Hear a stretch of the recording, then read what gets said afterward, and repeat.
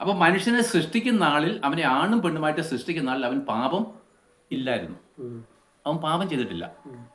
അപ്പൊ ദൈവം മനുഷ്യനെ തന്റെ രൂപത്തിൽ സൃഷ്ടിക്കുമ്പോൾ ദൈവത്തോടു കൂടി അവൻ വസിക്കണമെന്നാണ് ദൈവം ആഗ്രഹിച്ചത്. ആ. അപ്പൊ ദൈവത്തിൽ പാപമുണ്ടോ? ഇല്ല.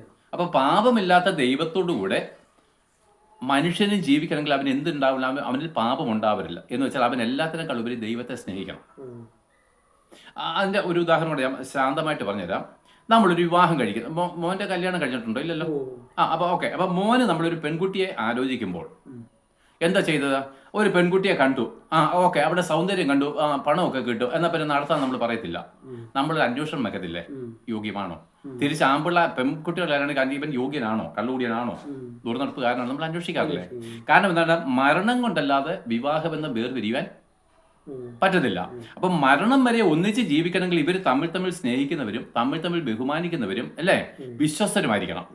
പക്ഷേ കർത്താവ് പറഞ്ഞു എന്താണ്? മരണം കൊണ്ടല്ലാതെ നമ്മൾ വേർപിരിയത്തില്ലെന്ന് പറഞ്ഞാണ് വിവാഹം നടത്തുന്നതെങ്കിലും ദൈവത്തിന്റെയും പരിശുദ്ധാത്മാവിന്റെയും പിന്നെ പുത്രന്റെ മുമ്പിൽ നമ്മൾ പ്രതിജ്ഞ ചെയ്താണ് വിവാഹം എഴുതുന്നത്, അല്ലെങ്കിൽ ഡൈവോഴ്സ് ആകാറുണ്ട്. പക്ഷെ ദൈവം എന്താണ് കൂട്ടി യോജിപ്പിച്ചത്? അവസാനം മരണം വരെ ഒന്ന് ജീവിക്കാനാണ്. പക്ഷെ അവരെന്താണ്? പാപം മുഖാന്തരവും അവിശ്വസത നിമിത്തവും അഹങ്കാര നിമിത്തവും വേർപിരിയാറുണ്ട്. സത്യമല്ലേ? എന്ന് വെച്ചാൽ ഒന്നിച്ചു പോകാൻ ഇവർക്ക് തമ്മിൽ തമ്മിൽ ബഹുമാനിപ്പാനോ സ്നേഹിക്കാനോ കഴിയത്തില്ല. രണ്ട്, ഇനി ഒരു ഭാര്യയും ഭർത്താവും വേർപിരിയാതെ അങ്ങ് വീട്ടിൽ കഴിയാന്ന് കൂട്ടിക്കോ. ഈ ഭാര്യ എപ്പോഴും വഴക്കുണ്ടാക്കുന്നവരാണെങ്കിൽ വീട്ടിൽ സമാധാനം ഉണ്ടോ? ഇനി ഭർത്താവ് വഴക്കുണ്ടാക്കുന്നവരാണെങ്കിൽ വീട്ടിൽ സമാധാനം ഉണ്ടോ? ഇവർ ഒന്നിച്ച് പോകുന്നെങ്കിൽ ഇവർ ഒന്നല്ല രണ്ടായിട്ടല്ലേ. അപ്പൊ എന്താണ്? തമ്മിൽ തമ്മിൽ സ്നേഹവും ബഹുമാനവും കൊടുക്കുന്ന ഒരു വ്യക്തിക്ക് മാത്രമേ അവസാനം വരെ ഒന്നിച്ച് ജീവിക്കാനുള്ളൂ. ഒന്നിച്ച് ജീവിക്കാതെ ഒരു വീട്ടിലല്ല, ഒരേ ശരീരമായിട്ട് ജീവിക്കാൻ പറ്റത്തുള്ളൂ.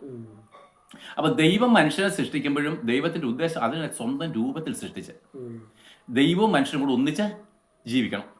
പക്ഷേ ദൈവം മുമ്പ് പറഞ്ഞ ഒരു പരീക്ഷ വെച്ചു. അപ്പൊ മനുഷ്യനെ സൃഷ്ടിക്കുന്ന ആളിൽ, അവനെ ആണും പെണ്ണുമായിട്ട് സൃഷ്ടിക്കുന്ന ആളിൽ അവൻ പാപം ഇല്ലായിരുന്നു. അവൻ പാപം ചെയ്തിട്ടില്ല. അപ്പൊ ദൈവം മനുഷ്യനെ തന്റെ രൂപത്തിൽ സൃഷ്ടിക്കുമ്പോൾ ദൈവത്തോടു കൂടി അവൻ വസിക്കണമെന്നാണ് ദൈവം ആഗ്രഹിച്ചത്. അപ്പൊ ദൈവത്തിൽ പാപമുണ്ടോ?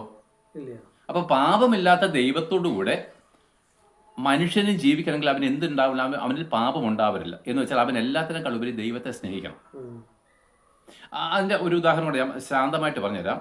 നമ്മളൊരു വിവാഹം കഴിക്കുന്നു. മോന്റെ കല്യാണം കഴിഞ്ഞിട്ടുണ്ടോ? ഇല്ലല്ലോ. അപ്പൊ ഓക്കെ. അപ്പൊ മോന് നമ്മളൊരു പെൺകുട്ടിയെ ആലോചിക്കുമ്പോൾ എന്താ ചെയ്തത്? ഒരു പെൺകുട്ടിയെ കണ്ടു.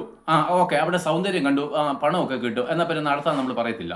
നമ്മൾ അന്വേഷണം വെക്കത്തില്ലേ? യോഗ്യമാണോ? തിരിച്ച് ആമ്പിള്ള പെൺകുട്ടികളാണെങ്കിൽ ഇവൻ യോഗ്യനാണോ, കള്ളുകൂടിയനാണോ, ദുർനടപ്പുകാരനാണോ, നമ്മൾ അന്വേഷിക്കാറില്ലേ? കാരണം എന്താണ്? മരണം കൊണ്ടല്ലാതെ വിവാഹമെന്ന വേർപിരിയാൻ പറ്റത്തില്ല. അപ്പൊ മരണം വരെ ഒന്നിച്ച് ജീവിക്കണമെങ്കിൽ